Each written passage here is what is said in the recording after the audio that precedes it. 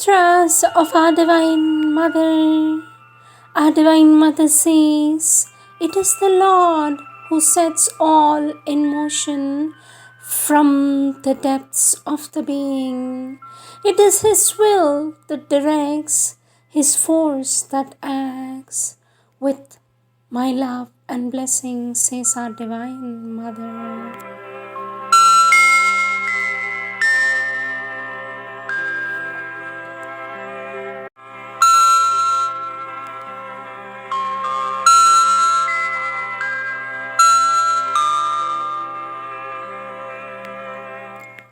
Words of our Divine Mother from the collective works of our Divine Mother, Question and Answers, November. Page 3. Question: Sweet Mother, why is not the universe a place of perfect bliss? For this our Divine Mother says, if the Divine had not conceived His creation as a progressive state, one could have been from the beginning in an immobile and immutable bliss. And smiting the winds with splendor and with speed.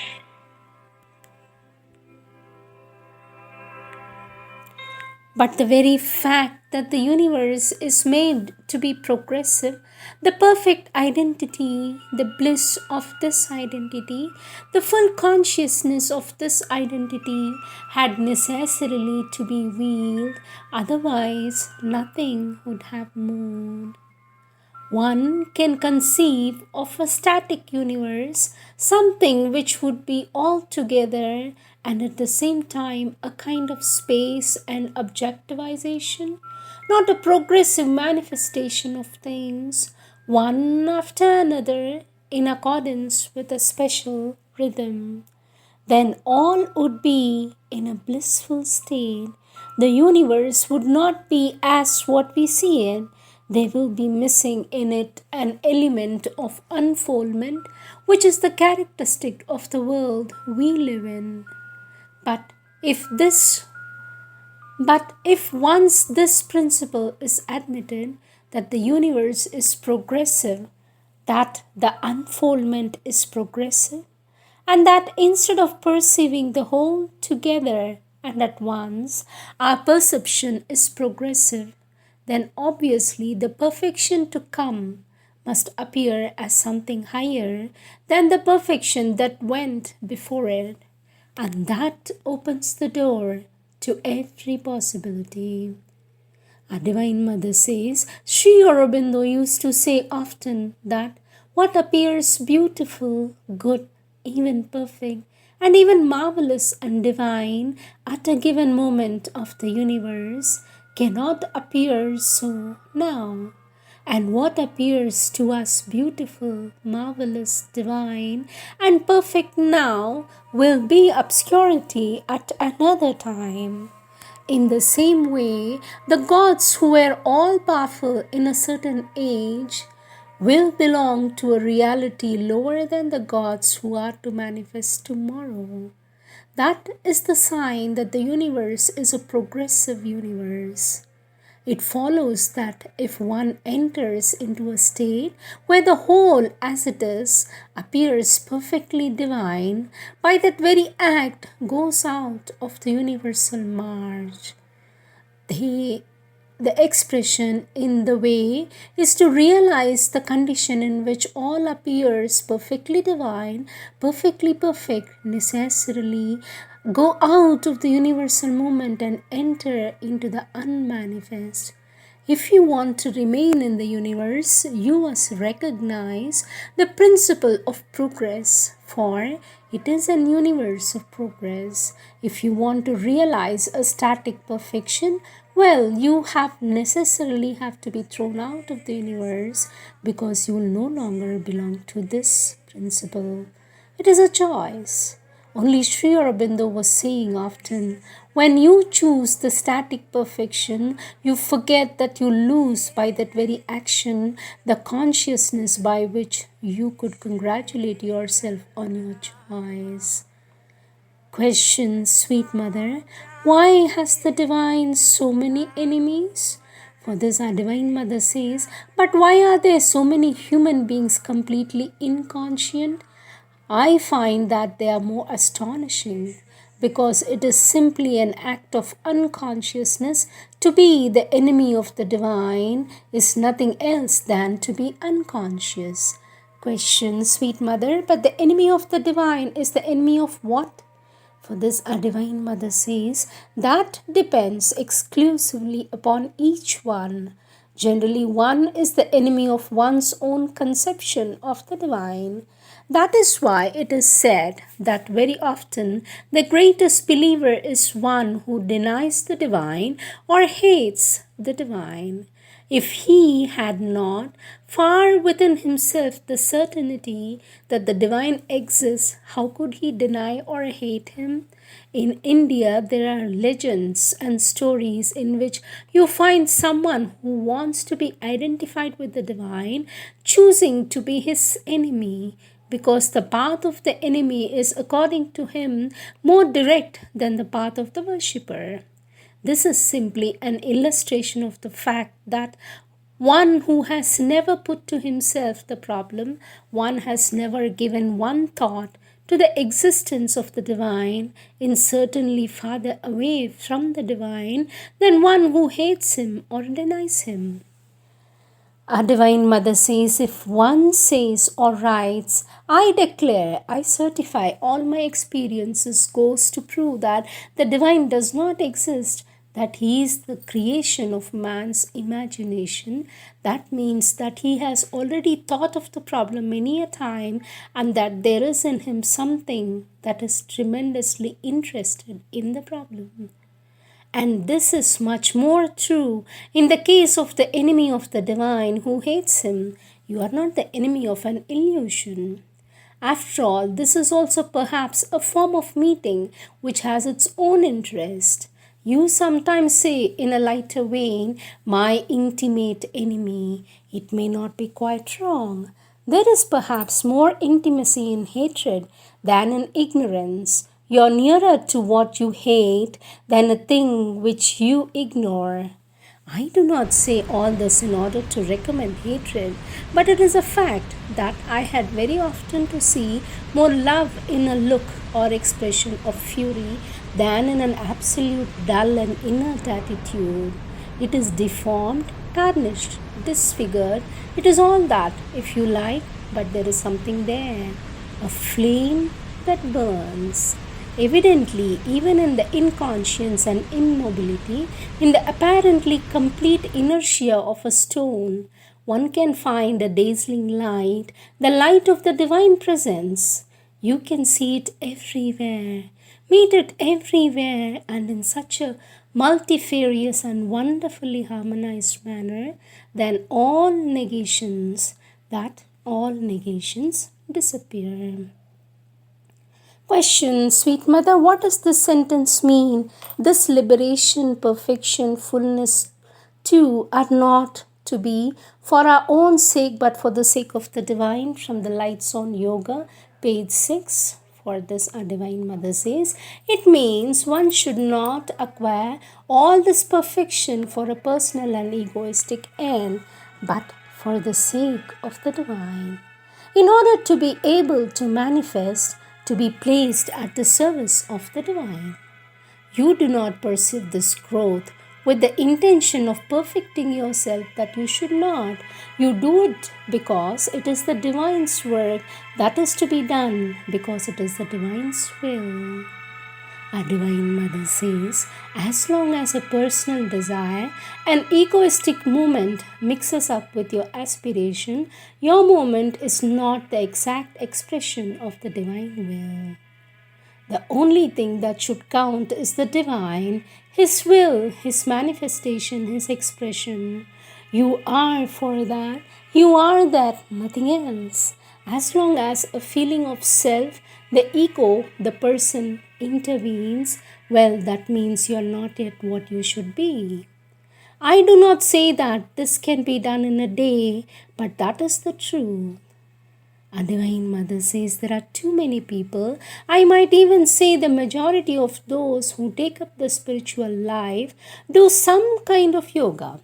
There are too many who do it for personal reasons, for all sorts of personal reasons. They are disgusted with life. They are unhappy. They want to have more knowledge. They want to become spiritually great. They want to learn how to teach others. Blood overflowing from her bright, magnificent plain on the rigid coil and sprawl of mortal space. Here too, the gracious, great-winged angel poured her splendor and her sweetness and her bliss, hoping to fill a fair new world with joy.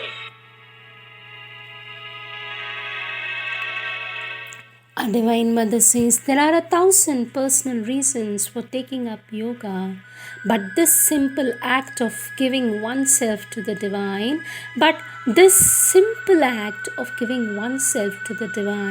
so that the Divine may take you up and do whatever He wills, and that with all one's purity and constancy, well, there are not many who do it.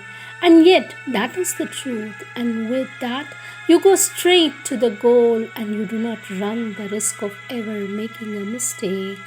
All other motives are mixed, tainted with the ego, and naturally they can take you here and there, very far from the goal.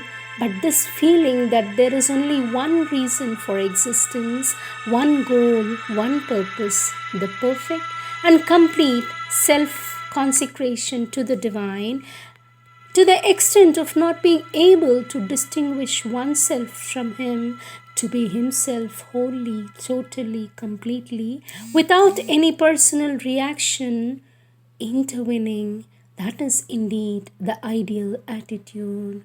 Besides, that's the only attitude which will make you advance in life and in the work, absolutely protected from all things, protected even from your own self, which is of all dangers the greatest. Indeed, for one's own self, there is no greater danger than I, the egoistic I. Question, sweet mother. We should be instruments for the divine manifestation. But why does the divine wish to manifest itself upon the earth in the chaos? Our Divine Mother says because it is for that He has created the earth, not for any other reason. The earth is not a thing that is separate from Him and foreign to Him. It is Himself, but a deformation of Himself which must be re-established in a truth, must become what it is in its essence, that is to say, the Divine. Question, sweet mother, but then why is the divine foreign to us? Our Divine Mother says foreign, but he is not foreign, my child. You imagine that he is foreign, but he is not that in the least. He is in the essence of your being. Without the divine, you would not exist. Without the divine, you would not exist. You would not exist even for the millionth part of a second. Only you are not conscious, since you live in a kind of false illusion and deformation. You are not conscious of yourself. You're conscious of something which you believe to be yourself, which is not yourself. Then what is myself? Asks the child. Our Divine Mother says, the divine. But to realize that, you must enter into the true consciousness. It is a revolution, but a revolution that can be done in a quarter of the second. That may take years also, even centuries, even many lives. When you begin to realize what you are now, what you consider to be yourself is not true, that the truth of your being is something you do not know, then the question arises, but after all, what is this I? If what I feel to be I is only an illusory formation, what is I then? This questioning becomes more and more intense and more intimate and more accurate. Gradually, everything appears strange to you, not true. This feeling Being had one of oneself, of being oneself, takes a character of unreality. But what is the I? Then comes a moment when this question rises with such concentration, with such intensity, that all of a sudden a reversal is effected. Everything changes in a second, you know. You live, you see the unreality of what seems so real. It may be you have to wait for this moment through days and months and years and centuries. But if you intensify your aspiration, the pressure becomes so great and the intensity of the question so strong that something wears round in your consciousness. Instead of being outside and trying to look inside, you are inside, and as soon as you are inside, all changes absolutely, completely. All that seemed to you true, natural, normal, tangible, all immediately appears to you as very grotesque, extremely funny, quite unreal, quite absurd. Yes, you have touched something which is supremely true and eternally beautiful, and that you never lose anymore. Once this reversal has happened, you can slip into the outer consciousness. You may be, in dealing with others, fall back somewhat into their ignorance and blindness, but always there will be something living, erect, that moves no more until that thing enters everywhere, goes through the very end, the blindness disappears forever. And this is an experience absolutely tangible, absolutely concrete. A Divine Mother says, I am sometimes asked, how does one know that he is in contact with his psychic being, or how does one know that one has found the divine? But once the experience happens to you, there is an end of the matter. You put no more questions, it is done. You no longer ask how it has come about, it is done, it is done. I think, says the child, I am sometimes on the point of having this experience, but I always fall back into the ordinary consciousness. Why? For this, a Divine Mother says, probably you still have maintained a division in you. One part of your being refuses to advance with the rest, a part of it clings to itself, doesn't want to move, insists of being what it is. It is this that pulls you back. One part of yourself delays, stops, and instead of compelling it to follow, you leave it on the way. You close your eyes, you blind yourself. You do not want to see that you have this defect, this difficulty, this ignorance, or this stupidity.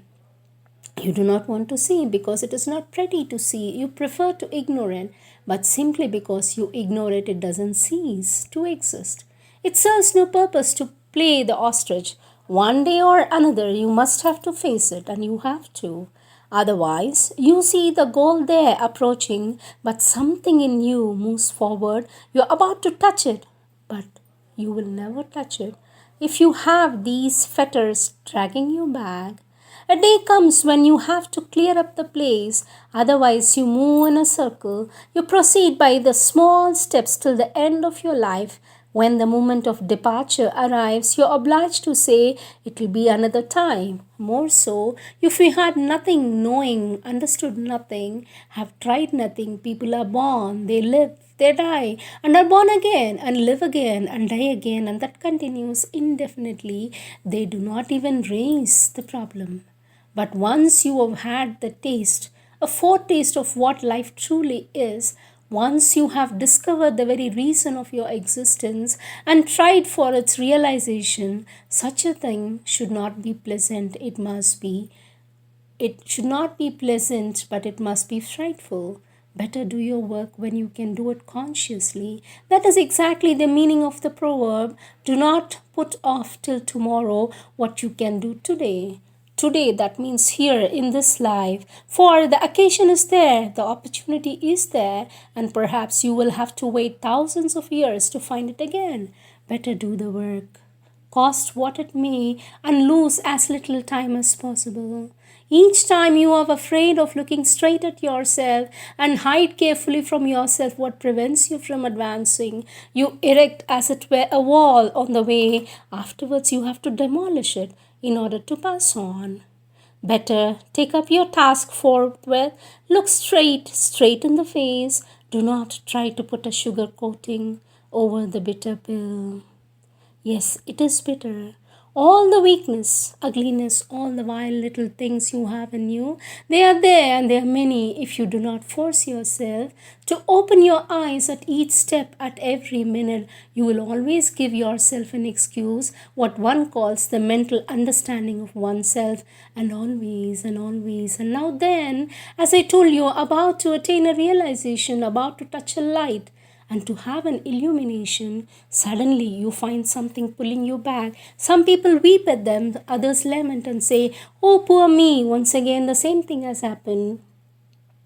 These are ridiculous weaknesses. You have only to look straight at yourself and say, "What is this little meaningless stupidness? Stupidity, vanity, ignorance, bad will that is there hiding in the corner, preventing me from crossing over the threshold to the new discovery? What is there in me so small, so mean, so obdurate that hides me like a worm in the fruit, that so that I may not see it? If you're sincere, you do find it and pull it out." Sri Aurobindo writes, "One must not enter on this path for vaster and more arduous than most of the ways of yoga unless one is sure of the psychic call and of one's readiness to go through to the end," says our Divine Mother. Will continue.